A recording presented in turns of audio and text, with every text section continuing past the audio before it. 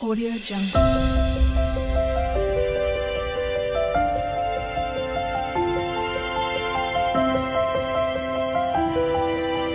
Audio Jungle. Hello friends, कैसे हैं आप सब लोग। आज हम लोग बहुत ही कॉमन और बहुत ही इम्पोर्टेंट टॉपिक डिस्कस करेंगे जो लगभग सभी जो मेडिकल कोर्सेज हैं उनमें डिस्कस किया जाता है। ठीक है, वो है बोन फ्रैक्चर। ठीक है, बोन्स में जो फ्रैक्चर होते हैं किस तरह से होते हैं, कैसे होते हैं, क्या ट्रीटमेंट होता है, हम लोग इसके बारे में पूरा लेक्चर कवर करेंगे और जिसमें हम लोग कंप्लीट एक्सप्लेनेशन मतलब कि पूरी तरह से जो एक एक चीज़ की जो एक्सप्लेनेशन है, एक एक टॉपिक की जो एक्सप्लेनेशन है, टर्म की एक्सप्लेनेशन है, उसके बारे में डिस्कस करेंगे। इस बोन फ्रैक्चर से पहले बोन्स क्या होती हैं, किस तरह की होती हैं, ठीक है, इनके बारे में जो जनरल एनाटमी है उसके बारे में जानना थोड़ा ज़रूरी है और उस पर भी मैंने एक वीडियो बनाई है जिसका लिंक डिस्क्रिप्शन में दिया हुआ है, आप लोग देख सकते हैं। अगर आप वो वीडियो देखने के बाद इस वीडियो को देखते हैं आपको ये वीडियो और ज़्यादा अच्छे से समझ में आएगा। इस वीडियो में हम लोग अगर देखा जाए इस वीडियो लेक्चर में, तो हम लोग बोन के जो फ्रैक्चर होता है उसके जनरल इंट्रोडक्शन के बारे में बात करेंगे। फ्रैक्चर असल में होता क्या है, क्या डेफिनेशन है उसके बारे में। फिर उसके बाद इस क्लासिफिकेशन, कई तरह के फ्रैक्चर्स होते हैं और इनको अलग अलग जो ग्रुप्स हैं उसमें क्लासिफाई किया गया है। ठीक है, उसके बारे में हम लोग कंप्लीट लेक्चर देखेंगे। फिर फ्रैक्चर होने के बाद बॉडी में किस तरह के क्लिनिकल सिम्टम्स आते हैं, क्या लक्षण होते हैं जिससे पता चलता है कि हाँ यहाँ पे फ्रैक्चर हो सकता है। ठीक है, उसके बारे में डिस्कस करेंगे। बोन फ्रैक्चर के लिए कौन कौन सी इन्वेस्टिगेशन होती हैं, ठीक, कौन कौन सी जांचें कराई जाती हैं बोन फ्रैक्चर में, उसके बारे में डिस्कशन करेंगे। और बोन फ्रैक्चर का जनरल मैनेजमेंट, अगर बोन फ्रैक्चर, वैसे तो अलग अलग हड्डियों में अलग अलग तरह का मैनेजमेंट होता है, लेकिन सभी का एक जनरल मैनेजमेंट होता है जो जिसे कहा जाता है कि सिद्धांत। ठीक है, तो जो सामान्य चिकित्सा सिद्धांत है बोन फ्रैक्चर का वो क्या है उसके बारे में भी कंप्लीट डिस्कस करेंगे। ठीक है, जो लगभग सभी तरह की जो हड्डियां हैं बॉडी में उन पे फॉलो होता है।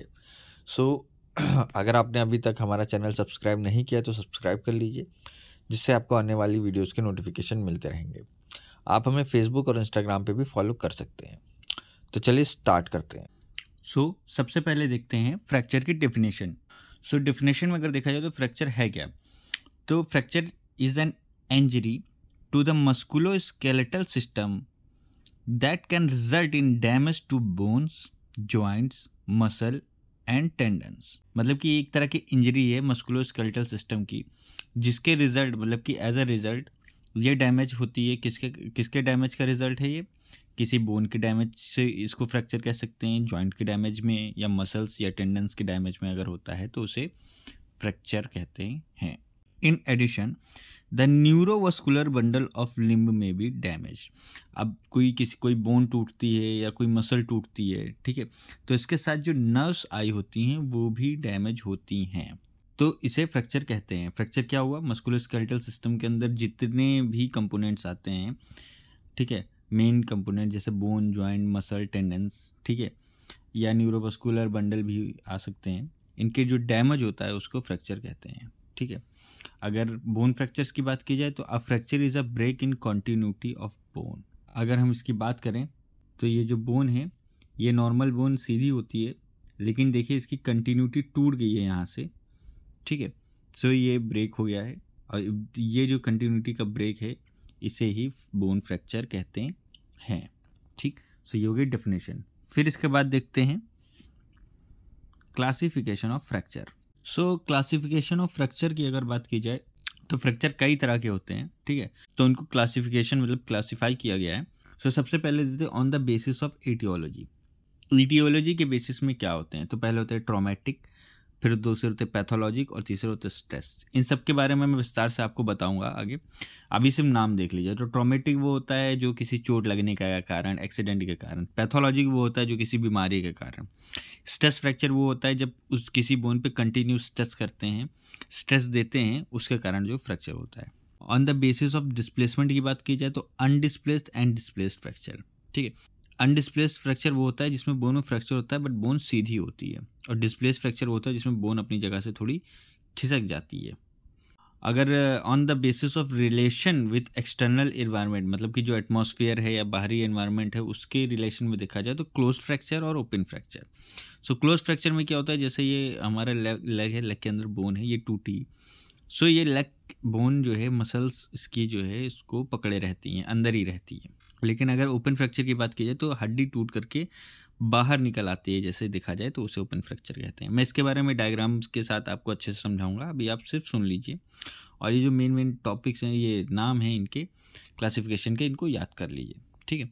On the basis of pattern की बात की जाए अगर जो, तो ट्रांसवर्स हो गया, ऑब्लिक हो गया, स्पाइरल हो गया, कम्यूटेड हो गया, सेगमेंटल हो गया, बटरफ्लाई हो गया, और भी 2-3 तरह के एक्स्ट्रा फ्रैक्चर्स हैं, उनके बारे में मैं बताऊंगा। बट पैटर्न के बेसिस पे ये जो 6 नाम है ये मोस्ट इंपॉर्टेंट है, इनको आप देख सकते हैं। तो फिर सबसे पहले देखते हैं traumatic fracture. So traumatic fracture are those which occur due to trauma, इसका ट्रॉमेटिक फ्रैक्चर किसी चोट के लगने के कारण, जैसे एक्सीडेंट हो गया उसमें तुम्हें आपका फ्रैक्चर हुआ हाथ, ठीक है, या फिर कहीं से गिर गए, ठीक है, या फिर रोड पे चलते हुए आपको कहीं किसी और चीज़ से चोट लगी, ठीक है, या या फिर देखा जाए कई बार ऐसा होता है कि जो छोटे बच्चे साइकिल चलाते हैं वो भी गिर जाते हैं जिससे चोट लगती है, वो चीज़ होती है, ठीक। सो चोट लगने के कारण जो फ्रैक्चर होता है उसे ट्रॉमेटिक फ्रैक्चर कहते हैं, पहली बात तो ये, ठीक है। फिर normal bone can tolerate considerable force and breaks only when subjected to excessive force, ठीक है। जो सामान्य बोन है वो कुछ अच्छे से काफ़ी अच्छा वजन जो फोर्स होता है उसको झेल सकती है, लेकिन कब टूटती है, जब वो जो फोर्स है वो बहुत ही ज़्यादा हो जाता है, ठीक है। सो फोर्स कैसे हो सकता है, या फिर किसी कार से टकरा जाना, एक्सीडेंट हो गया, ठीक है, उस समय, या फिर आप कहीं से गिर गए हैं उस समय जो एक्सेसिव फोर्स लगता है उसमें बोन्स का फ्रैक्चर होता है, ठीक है। Most fracture seen in day to day practice fall into this category, ठीक है। जो हमारे डे टू डे प्रैक्टिस में जो मोस्ट फ्रैक्चर देखे जाते हैं वही इस कैटेगरी के अंदर। डे टू डे फ्रैक्चर में क्या होता है, रोड एक्सीडेंट सबसे ज़्यादा देखे जा सकते हैं, ठीक है, और कई बार किसी ऊंचे स्थान से गिरने के कारण फ्रैक्चर्स देखे जाते हैं, कहीं चल रहे हैं और पैर मुड़ गया उसके कारण जो फ्रैक्चर होता है ये सब देखे जाते हैं, तो सब ट्रॉमेटिक फ्रैक्चर के अंतर्गत ही आते हैं, ठीक है। लिखा भी हुआ है, तो fracture cause by fall, road traffic accident या फाइट, किसी से लड़ाई के दौरान जो फ्रैक्चर्स होते हैं वो भी इसके अंतर्गत आते हैं, ठीक। सो ये हो गया ट्रॉमेटिक फ्रैक्चर। फिर इसके बाद देखते हैं पैथोलॉजिकल फ्रैक्चर, ठीक है। पैथोलॉजिकल फ्रैक्चर क्या होते हैं, a fracture through a bone which has been made weak by some underlying disease is called pathological fracture, ठीक है। A fracture through a bone which has been made weak by some underlying disease, किसी बीमारी के कारण जो ये हड्डियां हैं ये वीक हो जाती हैं, ठीक है, उसके कारण जो फ्रैक्चर होता है उसे पैथोलॉजिकल फ्रैक्चर कहते हैं। तो ये खुद से तो होता नहीं है, तो अ ट्रिवियल और नो फोर्स, हल्के सा भी चोट लगने से, हल्का सा भी झटका लगने से जो बोन होती हैं, जो बोन की सामान्य शक्ति होती है वो कम हो चुकी होती है, जिसके कारण से हल्का झटका लगने से भी फ्रैक्चर हो सकता है, ठीक है, या फिर फोर्स नहीं मिलेगा, कई बार ऐसा होता है कि अपने आप ही हो जाता है, ठीक है। इन्हें पैथोलॉजिकल फ्रैक्चर कहते हैं, ठीक है। इसका एग्जाम्पल है fracture through a bone weakened by metastasis, ठीक है, मेटास्टैसिस के द्वारा जो फ्रैक्चर होता है उसको कह सकते हैं, ठीक है। ये जो एक्सरे में देख रहे हैं बोन, ठीक है, यहाँ पे देखिए ये बोन काफ़ी यहाँ पे कमज़ोर हो चुकी है, इसके कारण से यहाँ पे फ्रैक्चर हुआ है, ठीक। और कौन कौन सी जो बीमारियाँ हैं वो कर सकती हैं, ऑस्टियोपोरोसिस मेन होती है, ठीक है, सबसे ज़्यादा इसी के केसेस पाए जाते हैं, ठीक है। और ऑस्टियोमाइलाइटिस के कारण होते हैं, इनहेरिटेड बोन डिसऑर्डर जो होते हैं उनके कारण भी हो सकते हैं, बोन सिस्ट हैं इनके कारण भी हो सकते हैं, ठीक है।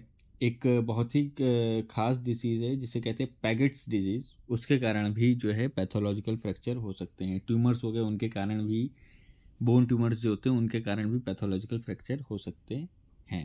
ये जो एक्सरे देख रहे हैं आप लोग, इसमें जो है बेसिकली ह्यूमरस का ये फ्रैक्चर है जिसमें मेटास्टैसिस हुई है, किस चीज़ की, रेनल सेल कार्सिनोमा का जो मेटास्टैसिस हुई है उसके रिजल्ट में ये जो है ये ह्यूमरस का बोन फ्रैक्चर दिखाई दे रहा है एक्सरे में, ठीक है। सो ये हो गया पैथोलॉजिकल फ्रैक्चर। क्या होता है पैथोलॉजिकल फ्रैक्चर, जो किसी अंडरलाइन डिजीज़ के कारण से होता है, ठीक है। अंडरलाइन डिजीज़ क्या करती है, बोन को काफ़ी कमज़ोर कर देती है और कमज़ोर बोन में हल्का सा झटका लगने के कारण या झटका ना भी लगने के कारण जो फ्रैक्चर होता है वो होता है पैथोलॉजिकल फ्रैक्चर, क्योंकि जो अंडरलाइन डिजीज़ होती है उसके कारण से जो बोन की जो नॉर्मल हेल्थ है, जो बोन है वो सामान्य से अत्यधिक कमज़ोर हो जाती है, जिसके कारण से ये फ्रैक्चर होते हैं।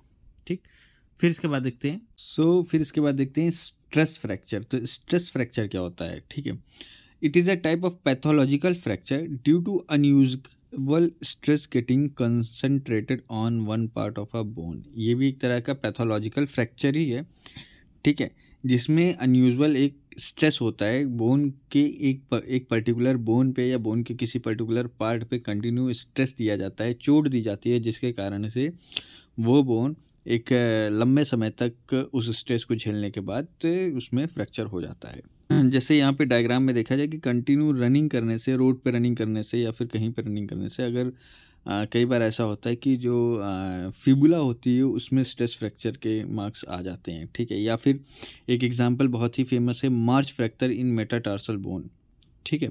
जो मार्च फ्रैक्चर होता है, जब जो सोल्जर होते हैं वो कंटिन्यू परेड करते हैं, मार्च करते हैं, ठीक है, जिसके कारण से उनकी जो मेटाटार्सल बोन है उस पर कंटिन्यू स्ट्रेस होता है और उसके फ्रैक्चर बहुत ही कॉमनली देखने को मिलते हैं। अगर इस इंजरी के अर्ली स्टेज में देखा जाए, ठीक है, तो ऐसा तो है नहीं कि पहले एक टाइम बाद वो कोई सिम्टम नहीं होता या फिर कुछ देखने को नहीं मिलता बोन में और डायरेक्टली क्रैक हो जाती है।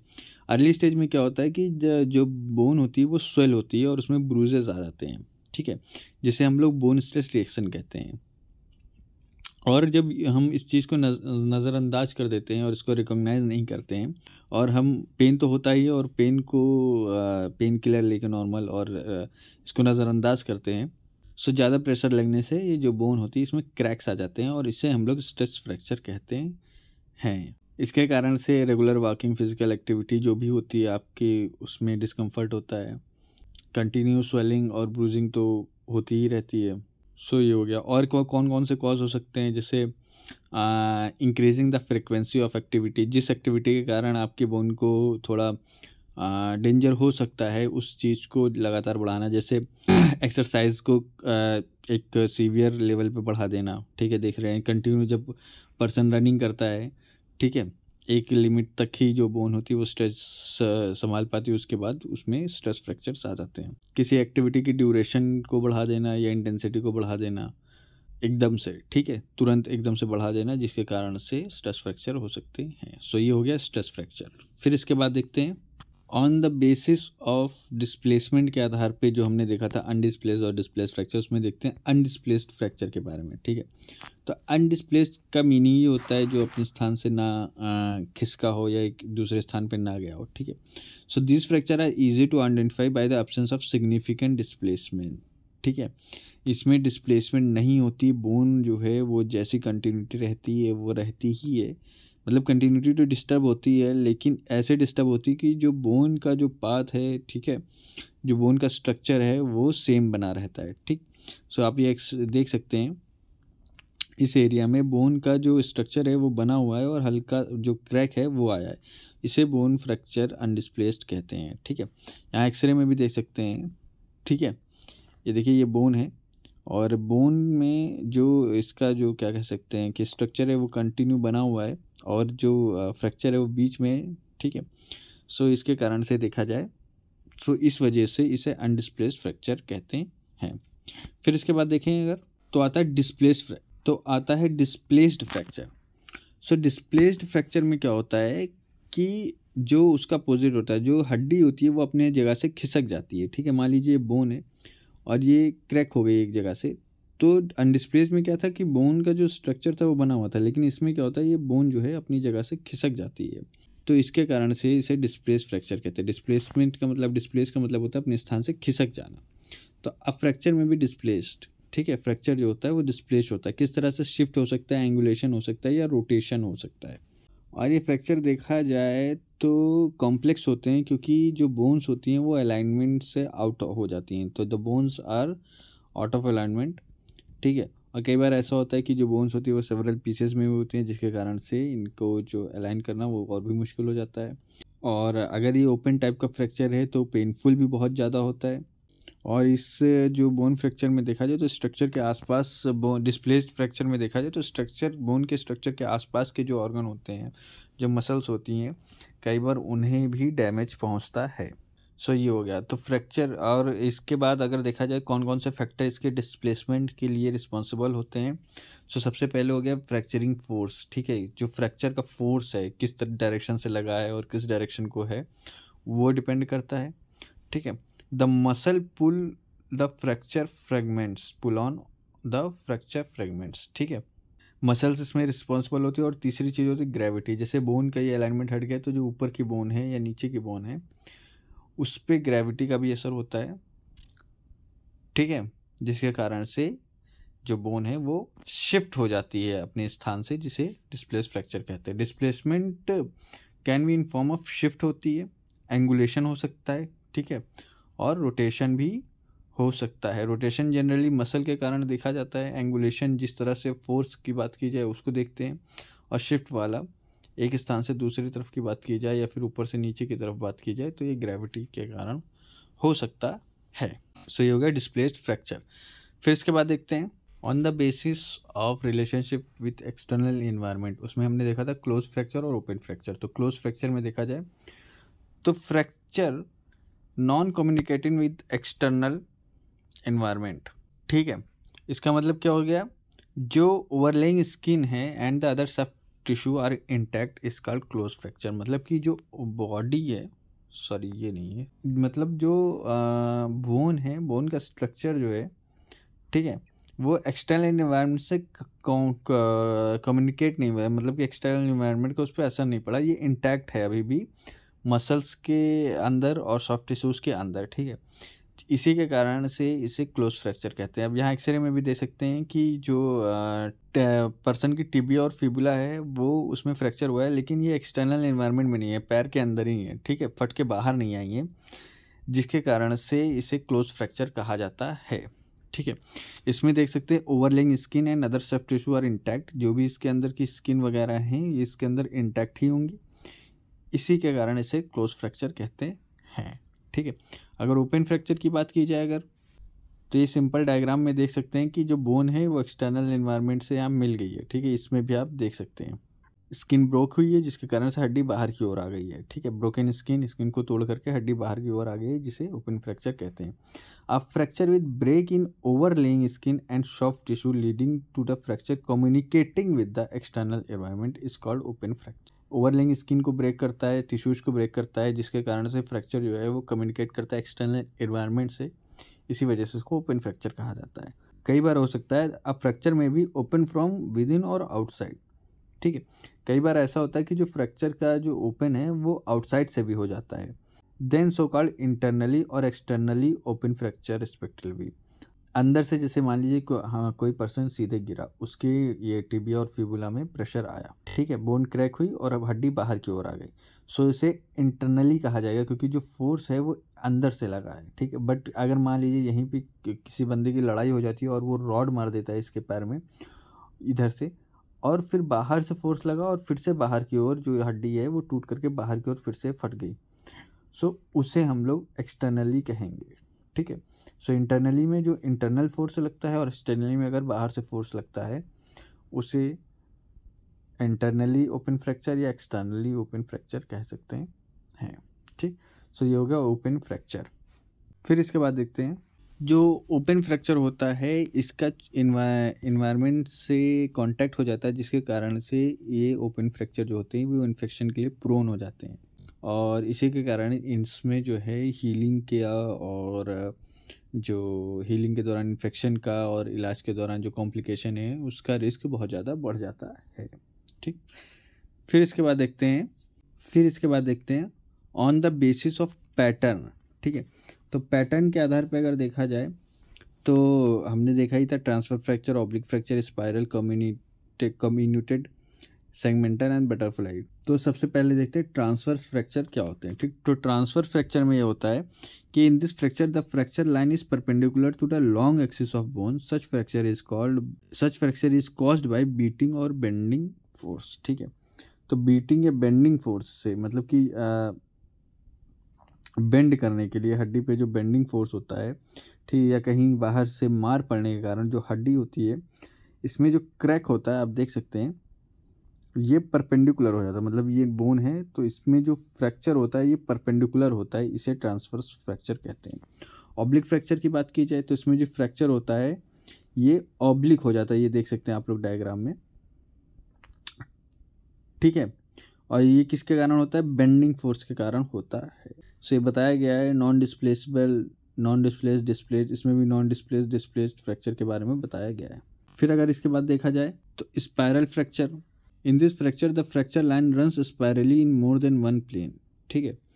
जो लाइन होती है वो स्पायरली रन करती है फ्रैक्चर की, ठीक है। Such fracture is usually cause by twisting force, ठीक है। ट्विस्टिंग फोर्स लगने के कारण जो होता है, ऐंठने वाला जो फोर्स होता है उसके कारण से जो फ्रैक्चर होता है वो होता है स्पाइरल फ्रैक्चर, ठीक है। कम्युनिटेड फ्रैक्चर क्या होता है? Comminuted fracture is with the multiple fragment, इसमें देख सकते हैं फ्रैक्चर हुआ और मल्टीपल फ्रेगमेंट्स हो गए, एक्सरे में भी देख सकते हैं मल्टीपल फ्रेगमेंट्स आ गए हैं, जिसके कारण से कम्युनिटेड फ्रैक्चर कहते हैं। It is cause by crushing और compression force along the long axis of bone, मतलब कि ऊपर से या नीचे से क्रशिंग या कंप्रेशन फोर्स लगाया जाता है, जिसके कारण से जो इस फ्रैक्चर है इसमें स्मॉल फ्रेगमेंट्स हो जाते हैं, जिसके कारण से कम्युनिटेड फ्रैक्चर कहते हैं। फिर देखा जाएगा जो तो सेगमेंटल फ्रैक्चर और बटरफ्लाई फ्रैक्चर। तो सेगमेंटल फ्रैक्चर में देखा जाए in this type there are two fracture in one bone but at a different level, ठीक है। देख सकते हैं एक ही बोन में दो फ्रैक्चर हुए, एक यहाँ से हुआ है और एक यहाँ से हुआ है, इसी के कारण से इसे सेगमेंटल फ्रैक्चर कहते हैं, मतलब जो बोन है वो 3 सेगमेंट में बट गई, ठीक है। बटरफ्लाई फ्रैक्चर में क्या होता है ये देख सकते हैं आप लोग, this is an oblique fracture that creates large triangular wedge shaped fragment located between the proximal and distal fracture fragment and resemble a butterfly, ठीक है। सो ये देख सकते हैं आप, ये बटरफ्लाई शेप लिया हुआ है फ्रैक्चर में, जिसके कारण से इसे बटरफ्लाई फ्रैक्चर कहते हैं। अब एक अगर देखा जाए तो कोई भी फ्रैक्चर है उसमें दो या दो से ज़्यादा पैटर्न भी देखने को मिल सकते हैं, ठीक है। कम्युनिटेड भी हो सकता है या ट्रांसफ़र फ्रैक्चर भी हो सकता है, ये सब चीज़ें भी हो सकती हैं। सो ये हो गया फ्रैक्चर के बारे में। अब फिर इसके बाद देखते हैं कुछ और फ्रैक्चर्स के बारे में। एक ये होता है green stick fracture. So a bone crack on one side only not all the way through the bone is called a green stick fracture. इसमें फ्रैक्चर जो होता है बोन के सिर्फ एक ही साइड होता है, बोन के चारों तरफ नहीं होता fracture, because it can look like a branch that has broken and splintered on one side। कोई हरी डंडी लीजिए उसको तोड़ दीजिए, सो वो पूरी टूटती नहीं, एक तरफ से हल्की सी कुड़क जाती है हम। उसी तरह ये बोन में देख सकते हैं आप, इसको बेंड, इसमें फोर्स लगाया गया है तो ये टूटी नहीं है, ये किनारे से, मतलब पूरी तरह से ये टूटी नहीं है, किनारे से देखा जाए तो हल्की सी फ्रैक्चर हुआ है, ठीक है।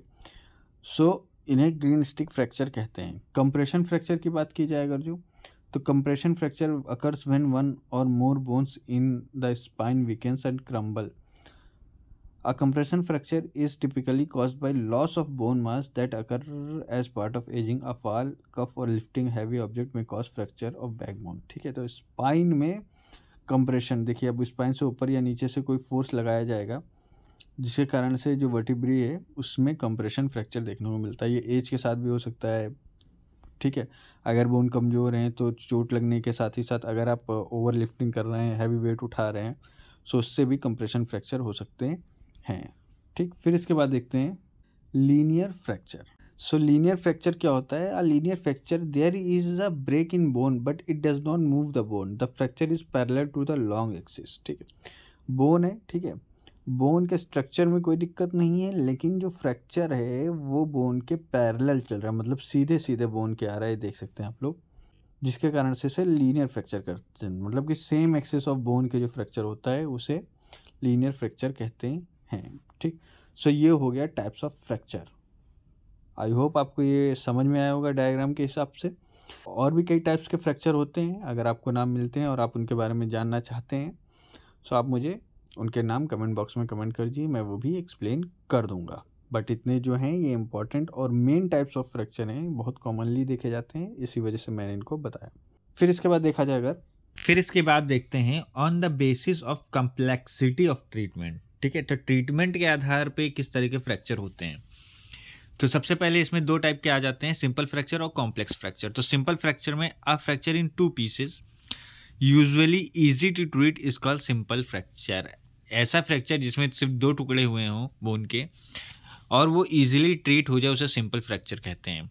कॉम्प्लेक्स फ्रैक्चर की बात की जाए तो a fracture in multiple pieces usually difficult to treat. ठीक है, एक ऐसा फ्रैक्चर जिसमें जो बोन है वो मल्टीपल पीसेस में, मल्टीपल फ्रेगमेंट्स में टूटी हो, उसको ट्रीट करना डिफ़िकल्ट होता है, इसी वजह से इसको कॉम्प्लेक्स फ्रैक्चर कहा जाता है। फिर देखते हैं इसके बाद क्लिनिकल फीचर्स की बात की जाए कि फ्रैक्चर होने पे क्या क्या साइंस मिलते हैं, तो इसमें देखा जाए सबसे पहले पेन एंड स्वेलिंग मिलेगी। ठीक है, सूजन और दर्द तो होना ही होना फ्रैक्चर में। डिफॉर्मिटी मिलेगी, देखिए बोन में फ्रैक्चर हुआ है, डिफॉर्मिटी आ गई है। ठीक है, लॉस ऑफ कंटिन्यूटी। ठीक है, जो स्ट्रक्चर है उसकी जो कंटिन्यूटी है उसका लॉस होगा, बोन का कंटिन्यूटी में लॉस होगा। ठीक है, इरेगुलरिटी देखने को मिलती है। क्रेपिटस देखने को मिलता है। बोनी टेंडरनेस देखने को मिलती है। लॉस ऑफ फंक्शन, अभी बोन टूट गई है तो इसकी जो पर्सन है, इसके आगे का जो फंक्शन है हाथों के द्वारा, उसमें बहुत ढेर सारी कठिनाई आएंगी जिसके कारण से इसे लॉस होगा, लॉस ऑफ फंक्शन कह सकते हैं।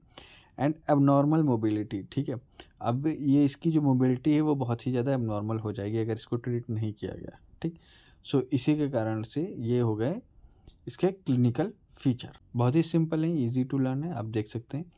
फिर इसके बाद देखते हैं, सो इन्वेस्टिगेशन के लिए अगर मोस्ट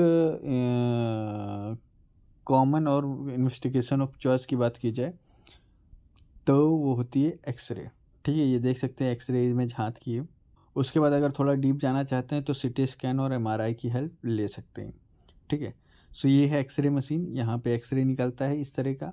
ठीक है, सीटी स्कैन मशीन और एमआरआई मशीन दोनों सेम होती हैं और दोनों में ही जो सॉफ्ट टिश्यू हैं या डीप टिश्यूज़ हैं, ठीक है, जो माइन्यूट जानकारी होती है वो दिखती है। एक्सरे की इमेज की बात की जाए तो इसमें हार्ड टिश्यू या बोनी टिश्यू या बोन्स नज़र आती हैं। ठीक है, एक्सरे को इन्वेस्टिगेशन ऑफ चॉइस इस वजह से भी कहा गया है कि मेन काम फ्रैक्चर्स में बोन का होता है और जो स्केलेटल टिश्यूज़ होते हैं, स्केलेटल मसल होती है, उनका होता है। सो एक्सरे में ज़्यादातर समझ में आ जाता है कि कहाँ पे दिक्कत है।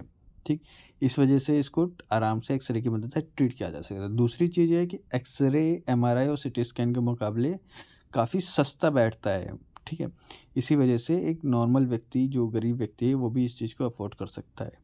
सो इस वजह से भी इसका बहुत ज़्यादा मात्रा में प्रयोग होता है।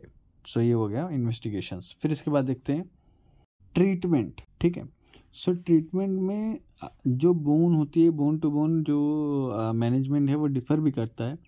सो हम बोन टू बोन जो मैनेजमेंट है वो भी पढ़ाएंगे, बट यहाँ पे देखते हैं अगर कोई भी बोन एक फ्रैक्चर होती है तो उसका जनरल मैनेजमेंट क्या होता है उसके बारे में देखते हैं। ठीक है, तो बेसिकली देखा जाए तो ये 3 फेज़ में किया जाना चाहिए।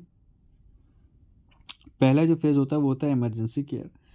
ठीक है, जिसमें व्यक्ति को चोट लगी तो उसके आसपास के लोग हैं वो भी जो मौके पर पहुंचते हैं वो भी इस ट्रीटमेंट को, फेज़ 1 के ट्रीटमेंट है उसको कर सकते हैं।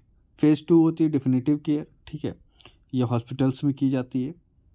और फेज़ 3 रिहैबिलिटेशन। ठीक है, जो जिस पार्ट में फ्रैक्चर हुआ है उस पार्ट की जो नॉर्मल मोबिलिटी है उसको वापस लाने के लिए किया जाता है। तो फेज़ 1 और फेज़ 2 के निमोनिक से उनको याद कर सकते हैं आप। फेज़ 1 में इमरजेंसी केयर है, इसका जो निमोनिक है वो है राइस। ठीक है, तो राइस मतलब RICE। तो सबसे पहले कहते हैं रेस्ट टू द पार्ट, फिर उसके बाद आइस थेरेपी, फिर उसके बाद कंप्रेशन, उसके बाद एलिवेशन। ठीक है, RICE चावल। ठीक है, चावल से आप राइस याद कर सकते हैं और राइस से निमोनिक है rest to part, ice therapy, compression and elevation. ठीक, फेज़ 2 की बात की जाए अगर जो, तो फेज़ 2 में डेफिनेटिव केयर आता है। इसमें जो निमोनिक है वो है रिप। ठीक है, रेस्ट इन पीस वाला रिप। तो रिप से होता है reduction, immobilization and preservation of function.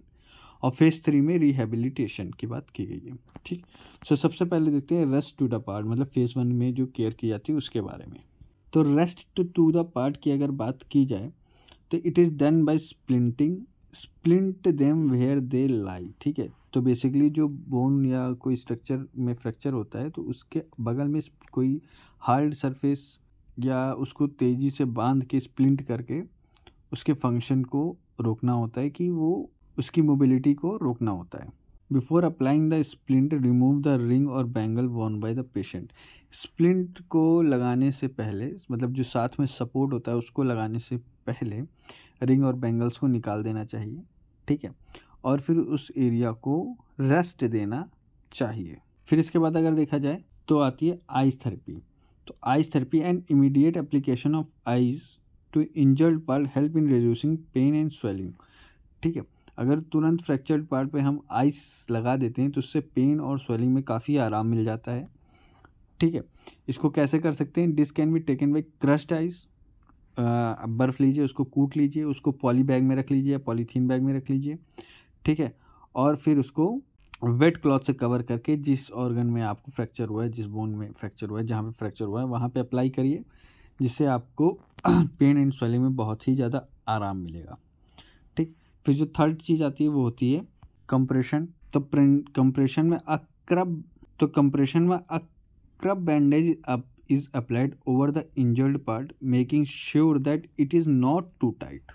तो कंप्रेशन में जो जिस एरिया में फ्रैक्चर हुआ होता है उसको कंप्रेस किया जाता है, क्रैब बैंड बांध के आप उसको कंप्रेस कर सकते हैं, जिससे जो वहाँ पे स्वेलिंग वगैरह है, वहाँ पे जो हीट जनरेट हो रही है वो उसी फ्रैक्चर्ड पार्ट में अप्लाई हो, जिससे वहाँ पे हीलिंग हो सके, ठीक। फिर इसके बाद अगर चौथा बात की जाए तो चौथा पार्ट आता है, तो अगर एलिवेशन में देखा जाए तो the limb is elevated so that the injured part is above the level of heart, ठीक है। हार्ट के पार्ट से जो इंजर्ड पार्ट है वो ऊपर रहेगा, ठीक है, जिसके कारण से क्या होगा, जो ब्लड फ्लो है वो वहाँ ज़्यादा नहीं होगा और उसके कारण से जो स्वेलिंग वगैरह है उसमें पेशेंट को रिलीफ मिलेगा, ठीक है। For lower limb this can be done using pillows, ठीक है, पिलोज के द्वारा इसको लोअर लिम्ब्स में कर सकते हैं। सो ये हो गया फेज़ 1 मतलब इमरजेंसी केयर। फिर इसके बाद देखते हैं फेज़ 2 मतलब डेफिनेटिव केयर। सो डेफिनेटिव केयर का निमोनिक आप लोग को याद ही होगा, रिप में आ जाता है reduction, immobilization and preservation of function. तो रिडक्शन की बात अगर की जाए तो reduction is a technique of setting displace fracture. So reduction की बात अगर की जाए तो reduction is a technique of setting a displace fracture to proper alignment. This may be done non-operatively or operatively known as closed or open reduction respectively। तो इसमें क्या होता है कि जो डिस्प्लेस फ्रैक्चर होता है उसको प्रॉपर अलाइनमेंट में लाया जाता है, ठीक है। ये जो डिस्प्लेस फ्रैक्चर ऐसे देख रहे हैं आप, डिस्प्लेस फ्रैक्चर है, इसको एक प्रॉपर अलाइनमेंट में लाया जाता है, ठीक है, और जिससे जो बोन है वो हीलिंग करते वक्त एक प्रॉपर अलाइनमेंट में रह सके, ठीक है। इसको ऑपरेटिवली और नॉन ऑपरेटिवली दोनों मेथड से किया जाता है, जिसे ओपन और क्लोज रिडक्शन कहते हैं। तो नॉन ऑपरेटिव मेथड में उसे क्लोज रिडक्शन कहते हैं और ऑपरेटिव मेथड जो किया जाता है उसे ओपन रिडक्शन कहा जाता है। सो अगर मेथड ऑफ रिडक्शन की बात की जाए तो क्लोज रिडक्शन में this is initial and standard method of reducing fracture. इसमें शुरुआत सबसे इनिशियल यही मेथड है, ठीक है, और इसी के द्वारा जो फ्रैक्चर्स हैं उनको ट्रीट किया जाता था। It is done under general anaesthesia और सेडेशन। इसको जनरल एनेस्थीसिया और सेडेशन के द्वारा भी किया जा सकता है, ठीक है। फिर इसके बाद अगर देखा जाए और अगर जो क्लोज मैनिपुलेशन की बात की जाए, क्लोज रिडक्शन की बात की जाए, तो इसमें अलाइनमेंट ऑफ डिस्प्लेस बोन जो होता है वो done by feeling through the soft tissue. Soft tissue को फील करते हुए किया जाता है, ठीक है। और अभी के समय में देखा जाए तो एक्सरे की सहायता से भी कर सकते हैं, ठीक। अगर कंटिन्यूस ट्रैक्शन की बात की जाए तो ये भी एक तरह का रिडक्टिव मेथड है। इसमें क्या होता है, इसमें बोन में इन this method the displace fracture the limb is continuously pulled against the muscle force, ठीक है। मसल फोर्स के अगेंस्ट कंटिन्यूसली पुल्ड रहती है बोन, जिसके कारण से इसे कंटिन्यूस ट्रैक्शन कहा जाता है। तो आप देख सकते हैं पुली के द्वारा इस बोन को कंटिन्यूसली पुल किया जा रहा है, जिसके कारण इसे कहते हैं। और आज के समय में इसको लेस प्रैक्टिस किया जा रहा है बिकॉज इसके कारण से जो पेशेंट है वो लंबे समय तक बिस्तर पर रहता है, जिसके कारण से उसे बेड सोर्स होने के चांसेस बहुत ज़्यादा रहते हैं, ठीक है। सो ये होगा कंटिन्यूस ट्रैक्शन। फिर इसके बाद देखते हैं ओपन डिटेक्शन। तो ओपन डिटेक्शन की अगर बात की जाए तो in this method the surgically exposed and fragment of fracture are reduce under direct vision. ठीक है, इसमें जो फ्रैक्चर होता है उसको सर्जिकली ट्रीट किया जाता है। This is commonly referred as open detection and internal fixation या ORIF। ठीक है, इसका निमोनिक है ORIF। ठीक है, ये एग्जाम्स में कई बार आ जाता है। तो open detection and internal fixation, ठीक है, इसमें ओपन करते हैं, ऑपरेट करते हैं और उसके द्वारा बाद इंटरनली जो है वो बोन को अलाइन करते हैं और फिर जो रिडक्शन उनके लिए जो कट लगाया होता है उसको क्लोज करते हैं। ठीक है, सो ये हो गया ओपन रिडक्शन। जो फिर उसके बाद जो दूसरा मेथड था जिसे इमोबिलाइजेशन कहते हैं, उसके बारे में देखते हैं। फिर इसके बाद देखते हैं इमोबिलाइजेशन, मतलब कि जो फ्रैक्चर एरिया है उसके जो मूवमेंट है उसको रोकना। ठीक है, तो it is necessary to maintain the bones in reduced position. ठीक है, रिडक्शन के बाद जो होता है वो बोन्स को एक स्टेबल पोजीशन में मेंटेन रखना बहुत ज़रूरी होता है। ठीक है, this may be done by external immobilization such as plaster. ठीक है, प्लास्टर के द्वारा बाहर से लगा करके, जैसे इसमें देख सकते हैं अब जो मूवमेंट है उसको फिक्स कर सकते हैं, और by internal fixation of the fracture, या फिर इंटरनली कैसे रॉड लगा के, प्लेट लगा के या स्क्रू लगा के। ठीक है, immobilization of fracture can be done by non operative और ऑपरेटिव मेथड। जो इमोबिलाइजेशन होता है उसको दो मेथड से मुख्य रूप से किया जा सकता है। एक होता है नॉन ऑपरेटिव। ठीक है, नॉन ऑपरेटिव में उसके मूवमेंट को स्टेबल करने के लिए हमें ऑपरेट करने की ज़रूरत नहीं होती है। ठीक, और ऑपरेटिव मेथड में ऑपरेट करने की ज़रूरत होती है। ठीक, सो इसी में देखते हैं, पहले हम लोग देखते हैं कुछ नॉन ऑपरेटिव मेथड्स के बारे में। सो ये जो नॉन ऑपरेटिव मेथड हैं, ठीक है, कौन कौन से, जैसे स्ट्रिपिंग हो गया। ठीक, तो strapping, the fracture part is strapped to an adjacent part of the body. ठीक है, जो फ्रैक्चर पार्ट है वो बॉडी के किसी एडजेसेंट पार्ट से स्ट्रैप कर दिया जाता है। ठीक है, जैसे फैलिंग्स फ्रैक्चर हो गया, जहाँ पे एक finger is strap to the adjacent normal finger. ठीक है, जो उंगलियों का फ्रैक्चर होता है उसमें एक उंगली को दूसरी उंगली से बांध दिया जाता है। ठीक, उसके बाद स्लिंग वाला, तो स्लिंग में a fracture of the upper extremity is immobilized in a sling. This is mostly relieve pain in case where strict immobilization is not necessary. ठीक है, जैसे कि इसका एग्जांपल है triangular sling used for a fracture of clavicle. तो जैसे आप यहाँ पे देख सकते हैं, अगर क्लेविकल का फ्रैक्चर हो जाता है तो उसमें ज़्यादा मूवमेंट्स जो होता है उनको रोकने के लिए स्ट्रिक्टनेस नहीं होती कि आपको सब कुछ नहीं करना, थोड़ा बहुत मूव कर सकते हैं। उसके बाद जो तीसरा मेथड होता है वो होता है कास्ट इमोबिलाइजेशन। तो कास्ट इमोबिलाइजेशन में क्या होता है, पॉप स्लैब और पॉप कास्ट, इसमें जो जिप्सम होता है, प्लास्टर ऑफ पेरिस जिसे कहते हैं, वो यूज़ होता है। ठीक है, सो इसमें जो है जो जिप्सम होता है वो नॉर्मली जो सॉलिड फॉर्म में होता है। ठीक है, जिप्सम सॉल्ट कहते हैं उसको पाउडर फॉर्म में होता है। उसको जो है जब हम उसमें पानी को ऐड करते हैं, जब उसको वेट करते हैं, तो उसमें एक्सोथर्मिक रिएक्शन होता है जिसके कारण से वो हार्ड हो जाता है। ठीक है, और ये जो रिएक्शन होता है ये इरिवर्सिबल होता है। ठीक, और जो प्लास्टर होता है वो जो है वो गिवन शेप में जो है, जो शेप हम उसको देना चाहते हैं उसमें सेट हो जाता है। और इसी जो प्लास्टर को हम दो फॉर्म में यूज़ कर सकते हैं। एक पॉप स्लैब होता है। ठीक है, पॉप स्लैब, POP स्लैब कहते हैं इसको। POP slab cover only a part of circumference of a limb. The slab is used to immobilization soft tissue injuries and for reinforcing plaster cast. ठीक है, सो pop slab जो होता है वो soft tissues injuries में किया जाता है, और जो पार्ट सिर्फ फ्रैक्चर हुआ होता है, जिसमें चोट लगी होती है, सिर्फ उतने एरिया के सॉफ्ट टिश्यूज़ के लिए यूज़ होता है। और पॉप कास्ट जो होता है ये हार्ड टिश्यूज जैसे बोन वगैरह हो गए, इनके लिए होता है, और ये पूरे सर्कमफेरेंस, लिम्ब के जो पूरा सर्कमफेरेंस है उसको कवर करता है। सो मान लीजिए ये जो महिला हैं, इनके हाथ में अगर पॉप स्लैब लगाना होगा तो पॉप स्लैब हम सिर्फ इतने हाथ में लगाएंगे और कवर नहीं करेंगे, नीचे से सपोर्ट दे सकते हैं बट कवर नहीं करेंगे। लेकिन अगर पॉप कास्ट करना होगा तो हम पूरे हाथ को ऊपर से नीचे तक कवर करेंगे। ठीक, सो ये हो गया। ठीक, अब इसके बाद कॉम्प्लिकेशन ऑफ प्लास्टर ट्रीटमेंट में इसमें क्या क्या आ सकते हैं प्लास्टर के ट्रीटमेंट में कॉम्प्लिकेशन, जैसे इम्पेयरमेंट ऑफ ब्लड सर्कुलेशन। ठीक है, अगर हमने टाइट कास्ट कर दिया गया है, ठीक है, टाइट प्लास्टर लगा दिया गया है, तो उसमें जो ब्लड सर्कुलेशन है वो डिस्टर्ब हो सकता है। कई बार जो होता है इनएडिक्वेट पैडिंग और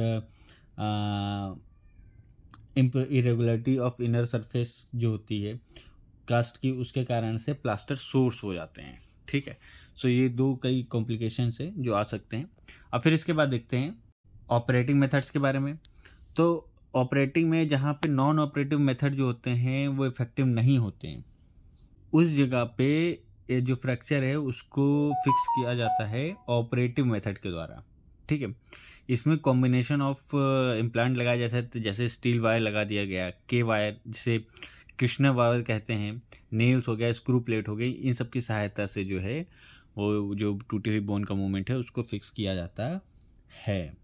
अब इसके बाद फिर देखते हैं जो फोर्थ पॉइंट था वो था पी, मतलब प्रिजर्वेशन ऑफ फंक्शन। तो to preserve the function of limb, physiotherapy all throughout the treatment even when the limb is immobilised is necessary. तो प्रिजर्वेशन, जो बोन जो ऑर्गन का नॉर्मल फंक्शन था उसको प्रिजर्व करने के लिए थ्रू आउट द ट्रीटमेंट जो होता है वो फिजियोथेरेपी करानी चाहिए।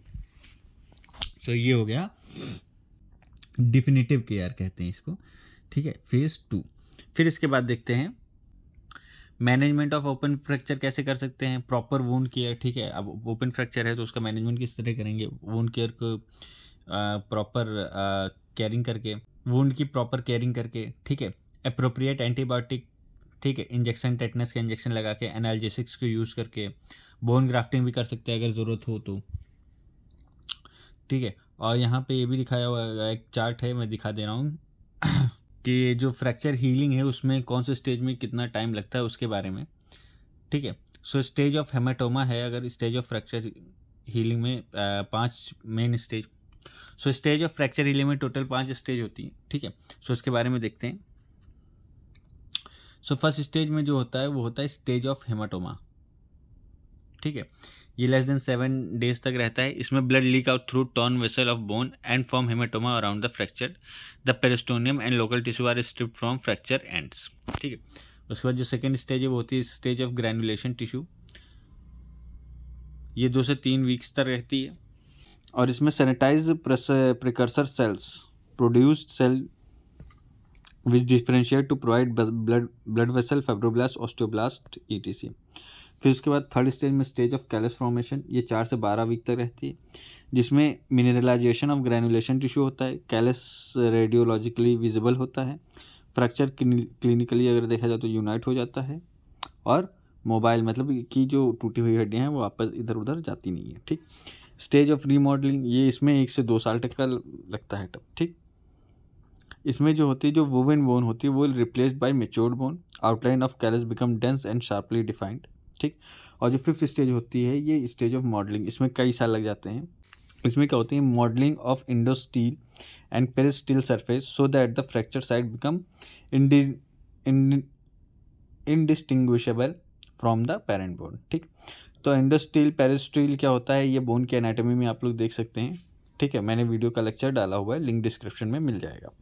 फिर इसके बाद देखते हैं जो 4th पार्ट होता है, जो 3rd स्टेज होती है वो होती है रिहैबिलिटेशन।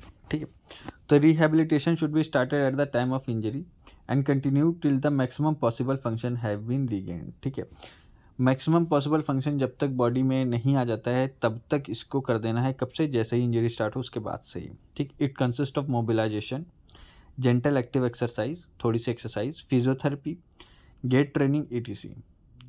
ठीक है, the joint should be mobilised as soon as possible to prevent stiffness. ठीक है, कई बार ऐसा होता है कि किसी भी बॉडी पार्ट में, बॉडी लिम्स में देखा जाए या किसी ऑर्गन में देखा जाए, ज़्यादा दिन तक उसको एक ही पोजीशन में रखने से उसमें मसल्स में और कई जो सॉफ्ट टिश्यूज हैं उनमें स्टिफनेस आ जाती है। इसी वजह से थोड़ा बहुत उनमें एक्सरसाइज वगैरह, स्ट्रेचिंग वगैरह कराई जाती है, फिजियोथेरेपी कराई जाती है। ठीक, सो उसी के लिए रिहैबिलिटेशन बताया गया है। ठीक, आई होप आपको समझ में आया होगा।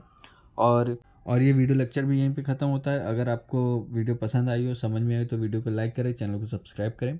आप हमें फेसबुक और इंस्टाग्राम पे भी फॉलो कर सकते हैं, जिसका लिंक डिस्क्रिप्शन में दिया हुआ है। एंड वीडियो को ज़्यादा से ज़्यादा लोगों में शेयर करें। Thank you so much for watching.